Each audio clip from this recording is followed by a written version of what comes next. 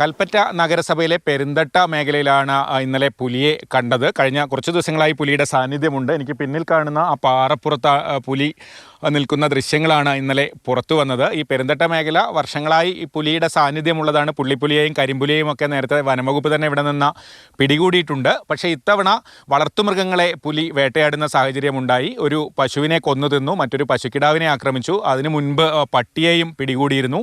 എന്തായാലും രാവിലെ തന്നെ വനംവകുപ്പ് ഉദ്യോഗസ്ഥർ south Wayanad DFO Ajith K രാമൻ്റെ നേതൃത്വത്തിൽ വനംവകുപ്പ് ഉദ്യോഗസ്ഥർ പ്രദേശത്ത് പരിശോധന നടത്തിയിട്ടുണ്ട്. ക്യാമറ ട്രാപ്പുകളും സ്ഥാപിച്ചിട്ടുണ്ട്. എന്തൊക്കെ നടപടികളാണ് ഇപ്പോൾ വനംവകുപ്പ് സ്വീകരിക്കുന്നത്? നമ്മൾ ഇന്നലെയാണ് ഈ ഇൻസിഡൻറ്റ് ഉണ്ടാകുന്നത്. അതായത് ഈ എൽസ്റ്റൺ എസ്റ്റേറ്റിൽ മേയാൻ വിട്ട 2 പശുക്കൾ. അപ്പോൾ ഈ ഭാഗത്താണ് നമുക്ക് ആ ഒരു പശുവിൻ്റെ ജഡം കണ്ടത്. പിന്നെ ഒരു പശുവിനെ പരിക്കേൽപ്പിക്കുകയും ചെയ്തിട്ടുള്ളതാണ്. അപ്പോൾ ഉടനെ തന്നെ വിവരം അറിഞ്ഞ ഉടനെ തന്നെ നമ്മുടെ മുട്ടിൽ സെക്ഷൻ സ്റ്റാഫ് ഇവിടെ എത്തുകയും മേൽ നടപടികൾ സ്വീകരിക്കുകയും ചെയ്തിട്ടുള്ളതാണ്.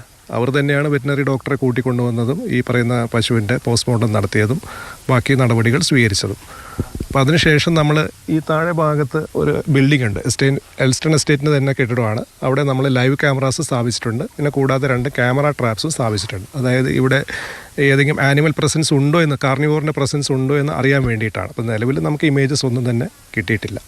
ഈ ടൈഗറിൻ്റെ ഒരു പ്രശ്നം, കടുവ ഉണ്ടെന്ന് നാട്ടുകാരൊരു സംശയം പറയുന്നുണ്ട്. അതിലെന്തെങ്കിലും നമുക്കൊരു കൺഫർമേഷൻ?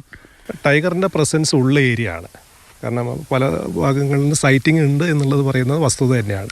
പിന്നെ കഴിഞ്ഞ ദിവസം ഇവിടെ ഒരു ലെപ്പേർഡിനെ നമ്മൾ കണ്ടിട്ടുണ്ട്. ഇതെല്ലാം തന്നെ നമ്മൾ റെസ്റ്റോർ ചെയ്ത് കൊടുത്ത സ്ഥലങ്ങളാണ്. അതായത് മുൻപിനാലെ വനമായിട്ട് കിടക്കുന്ന സ്ഥലം കേസിൽപ്പെട്ട് പിന്നെ കോടതി വിധിയെ തുടർന്ന് റെസ്റ്റോർ ചെയ്ത് കൊടുത്ത സ്ഥലങ്ങളിലാണ്. ഇപ്പോൾ എസ്റ്റേറ്റിൻ്റെ ഭാഗമാണ്. ഇപ്പോൾ എസ്റ്റേറ്റിൻ്റെ ഭാഗമാണ്.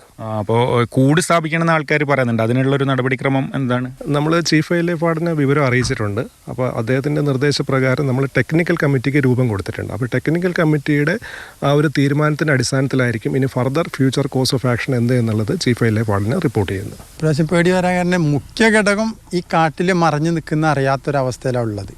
തേയിലത്തോട്ടം കിടക്കുന്ന അങ്ങനെ, കോഫി ബോർഡിൻ്റെ പ്രോപ്പർട്ടീസ് അങ്ങനെ, അതുപോലെ തന്നെ പ്രൈവറ്റ് പ്രോപ്പർട്ടി ഒരുപാടുണ്ട്.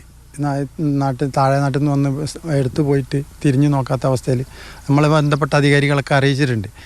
ഒരു പരിധി വരെ അതൊന്ന് വെട്ടി വെളിച്ചാക്കിയാൽ തന്നെ, അതിന് വേണ്ടപ്പെട്ട ഉദ്യോഗസ്ഥർ കൈകാര്യം ചെയ്താൽ തന്നെ അത് പ്രശ്നം തീരും. രണ്ടാമത്തെ പ്രശ്നം, ഇതിനെന്തോ ഒരു അസുഖമുള്ള മാതിരി ഇവരെന്നെ പറയുന്നുണ്ട്. അതാണ് ഇത് പുറത്തേക്ക് ഇറങ്ങുന്ന ഒരവസ്ഥയിലേക്ക് എത്തിയിട്ടില്ല. ഇപ്പോൾ കണ്ടിന്യൂസ് ആയിട്ട് 2 ആഴ്ചത്തോളം പുറത്ത് തന്നെ ഉള്ളത്.